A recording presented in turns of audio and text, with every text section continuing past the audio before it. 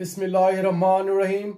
প্রিয় দেশবাসী ভাই ও বোনেরা, আসসালামু আলাইকুম। বাংলাদেশে সংগঠিত হয়েছে একটি গণ অভ্যুত্থান।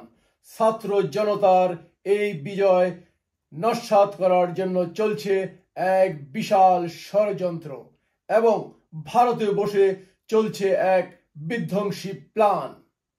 হাসিনা 1991 সালে এরশাদ পতনের পর বিচারপতি শাহাবুদ্দিনের তত্ত্বাবধায়ক সরকারে পরাজিত হওয়ার পর তিনি বলেছিলেন বিএনপিকে একদিনও শান্তিতে থাকতে দেবেন না। সেই হাসিনা এখন সে একই প্ল্যান করে চলেছেন ভারতের মাটিতে বসে। তিনি বাংলাদেশকে একদিনও শান্তিতে থাকতে দেবেন না। তারই পূর্বাভাস আজ দেখতে পাওয়া যাচ্ছে বাংলাদেশে। আমরা সকলেই জানি গত 16 বছরে বাংলাদেশ আওয়ামী লীগের এক অস্ত্রের লাইসেন্স প্রদান করা হয়েছে। বাংলাদেশে রয়েছে বাংলাদেশ আওয়ামী লীগের একটি বিশাল সশস্ত্র বাহিনী, সেই সাথে বাংলাদেশ সেনাবাহিনী এবং বাংলাদেশ পুলিশের একটি বিশাল সংখ্যক সদস্যরা রয়েছেন যারা ভারতের রয়ের সম্পূর্ণ নিয়ন্ত্রণাধীন। সংগ্রামী ভাইরা, বাংলাদেশের বিরুদ্ধে চলছে এক বিশাল বিধ্বংসী ষড়যন্ত্র। কালকে সকালে ঘুম থেকে উঠে যদি আপনি শুনতে পান বাংলাদেশে একটি বিশাল প্রতিবিপ্লব ঘটে গেছে।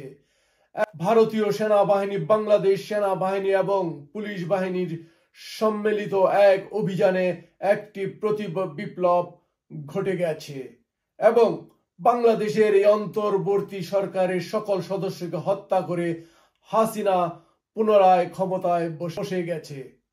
এতে আশ্চর্য হওয়ার কিছুই থাকবে না। ভারত বাংলাদেশে এমনই একটি বিধ্বংসী ষড়যন্ত্র করতে চলেছে বলে প্রতীয়মান। ইতিমধ্যে আমরা দেখতে পাচ্ছি বাংলাদেশে সর্বত্র হিন্দুদের নাটক এবং প্রতিবাদ মিছিল। হাসিনা এখন পর্যন্ত ভারতের মাটিতেই রয়েছে। ভারত থেকে অন্য কোনো দেশে সে এখনো চলে যায়নি। যতদূর শোনা যায় অন্য কোনো দেশ হাসিনাকে নিতেও আগ্রহী নয়। এমন পরিস্থিতিতে ভারত হয়তোবা বাংলাদেশে হাসিনাকে ফেরাতে চেষ্টা করে যাবেন। কেননা ভারত মনে করে একমাত্র হাসিনাই পারে বাংলাদেশের হিন্দুদেরকে এবং উত্তর পূর্বাঞ্চলের যে 7টি 7 সিস্টার রাজ্য রয়েছে সেগুলিকে নিরাপত্তা প্রদানের জন্য হাসিনাই একমাত্র মুখ্য মন্ত্রী হয়ে বাংলাদেশে কাজ করতে পারেন। সংগ্রামী ভাইরা, বাংলাদেশকে যদি বাঁচাতে চান চোখ এবং কান সজাগ রাখুন। প্রত্যেক বাড়িতে অস্ত্র নিয়ে প্রস্তুত থাকুন। যে কোনো সময় আপনাকে রাস্তায় বাহির হতে হবে এই ভারতীয় ষড়যন্ত্র মোকাবেলা করার জন্যে। হয়তো হাসিনা চেষ্টা করবেন 15ই আগস্টের ভিতরেই বাংলাদেশে ফিরে একটি অঘটন ঘটিয়ে দেওয়ার। হাসিনা হয়তো মনে করেন দুর্বল এই ডক্টর ইউনূসের সরকারকে একটি ভয় ভীতি কিংবা প্রতিবিপ্লব ঘটিয়ে আবার তিনি ক্ষমতায় বসে যেতে পারেন। প্রিয় সংগ্রামী বাংলাদেশি ভাই বোনেরা, আপনি যুদ্ধের জন্য প্রস্তুত থাকুন। আবার হয়তো আপনাকে রাস্তায় নেমে যুদ্ধ করতে হতে পারে, আবার দেশের জন্য হয়তো রক্ত দিতে হতে পারে। সংগ্রামী ভাইরা, এই বিপ্লব প্রতিহত করার জন্য আপনারা প্রস্তুত থাকুন। হাসিনা হয়তো ভাবছে এই বৃদ্ধ ডক্টর ইউনূস একটি বৃদ্ধ বাঘ, সে না পারে হুঙ্কার দিতে, না পারে শিকার ধরতে। এই বৃদ্ধ বাঘকে কোনো হুমকি ধামকি দিলে হয়তো সে পড়ে যাবে। আর সে পরিকল্পনা নিয়েই হাসিনা ভারতে বসে চক্রান্ত করে চলেছে বাংলাদেশে ফিরে এসে বাংলার মসনদে পুনরায় বহাল হওয়ার জন্যে।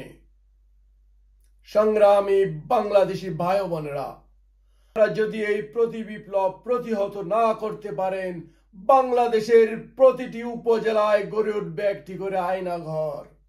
সুতরাং সাবধান, হাতের মুষ্টি বন্ধ করুন এবং শত্রুকে প্রতিহত করার জন্য প্রস্তুত থাকুন।